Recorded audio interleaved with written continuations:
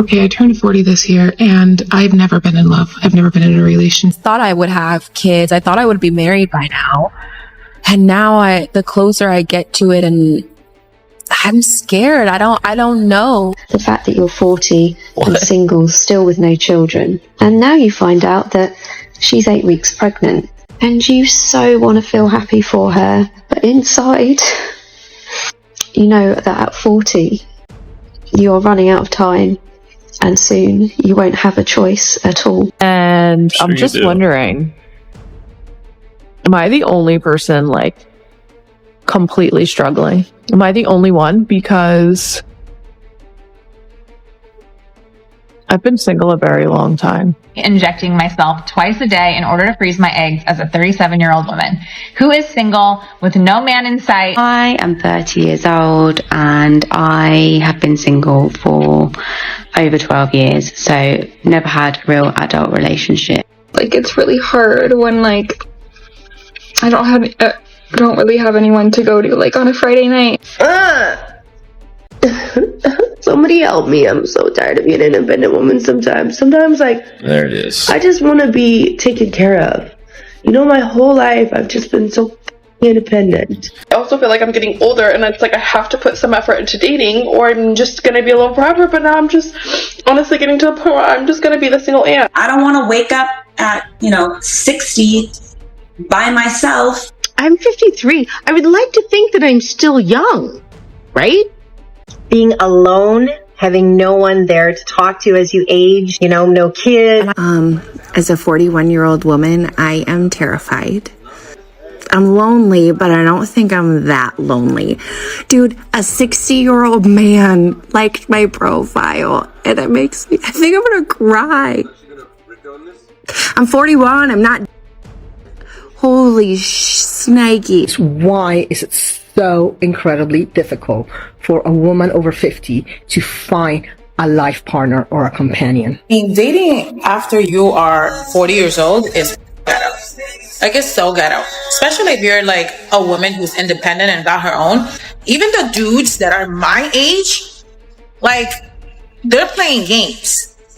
They're playing games. Like, baby, I don't got time to be texting all day. Like, plan something. Plan something. Like, I don't got that time to be on the phone, texting back and forth, what you doing this, and like, plan something. I am the price. Like, I am the price. You're not gonna try to play me around to see which one of these you're talking to is better than me. I'm better. So, as someone who's been in a relationship for about the past 25 years, married for almost the past 24, and newly is separated or been separated for a year, filed for divorce, and has been dating or dating a person for a decent amount of time, and then to have said person that seemed like a great guy that you really connected with, that like you just enjoyed each other's company and it was easy, to kind of just out of nowhere decide that he wanted to end it, that right now he didn't want a relationship, and he has some stuff going on personally that, and I get he can't dedicate the time that he needs, and I was causing extra stress when I said I wouldn't, but it's like being in high school and breaking up with that boyfriend that you really liked. It's rough.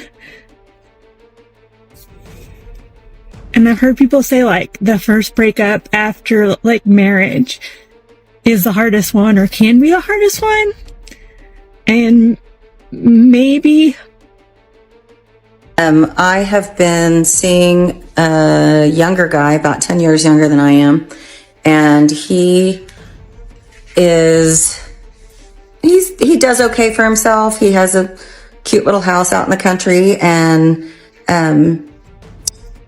the truth is it's not my thing, and he understands that and knows that I have a different background than he does, and I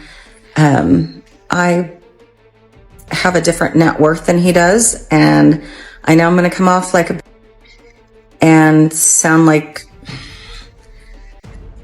I don't have my head on straight, but it's definitely a lifestyle change, and I'm wondering if anybody's experienced this.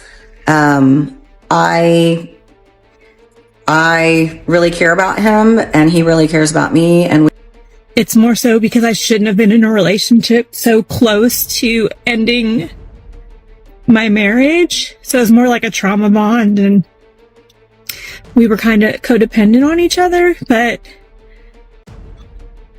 it doesn't make the pain feel any less. It's still pretty fresh because it just happened on Monday and I wasn't expecting it. And I went from having someone I talk to most of the day, all day, if I'm not spending time with them for the last months, many months. And then before that, we were friends, to no contact at all. And it's hard. And it makes me not ever want to date again, honestly. Because if I'm this heartbroken after one, I don't think I can handle another one. And everyone tells me that dating sucks, like in general. That there's a lot of weirdos, that like people will tell you whatever. And it's hard to meet people now because nobody goes anywhere. Or if you do, like, how do you know you're not totally just meeting some weird person that is just telling you what you want to hear? I don't know. I guess it's time to just focus on myself for a little bit. All that jazz. But it's not going to work unless you're doing or have these two important things. Number one is a deep belief that you are worthy of being loved, worthy of being adored, and that you are ready and open for love to come into your life. And number two, you have to have clarity, not just on what you want, but what's healthiest for you. Because oftentimes what we want is familiar to us. It's what we grew up with. And for many of us, it wasn't the best. Maybe someone didn't listen to you. Maybe your feelings were never honored. Maybe you grew up in a toxic environment. Maybe you had dad issues, mom issues, and you're going to seek out a partner exactly like that unless you dig out all that stuff and figure out what you need the most. Today's video is about older women talking about the dating problems they are facing. I honestly do not understand why they keep complaining because, of course, dating in your 50s is much harder than it was in your 20s or 30s. As people get older, they naturally receive less attention than they did when they were younger. That is just how life works. This woman, for example, says that a 60-year-old man liked her dating profile. But if she is in her 40s or 50s, does she really expect men in their 20s or 30s to be interested? That simply is not realistic. I have talked about this topic many times in earlier videos, so now let's look at what people are saying in the comments. The first comment says, as women get older, they finally experience the same feeling of being overlooked that many men have faced for most of their lives. The commenter believes this is true and says many women struggle to deal with rejection or feeling invisible, while many men have been living with those experiences since their teenage years or early 20s. Another comment says, 53 is still young for what? Becoming a grandmother? The commenter cannot believe someone would call 53 years old young in the dating world. Another person says that no decent man should feel like he is only being chosen after a woman reaches her mid-30s and suddenly starts looking for a provider for herself and her children. The speaker responds by saying he is glad the comment mentioned decent men because, in his opinion, not every man deserves the same treatment. One more comment claims that some women dislike seeing other women's babies because it reminds them of what they feel they have missed, even though they act happy around them. The speaker admits he cannot confirm whether that is true and says it is simply the commenter's opinion. That wraps up today's discussion. Share your thoughts in the comments below and let everyone know what you think about this topic. Your opinion could add something interesting to the conversation, and it will be great to see different points of view. Thanks for watching, and stay safe until next time.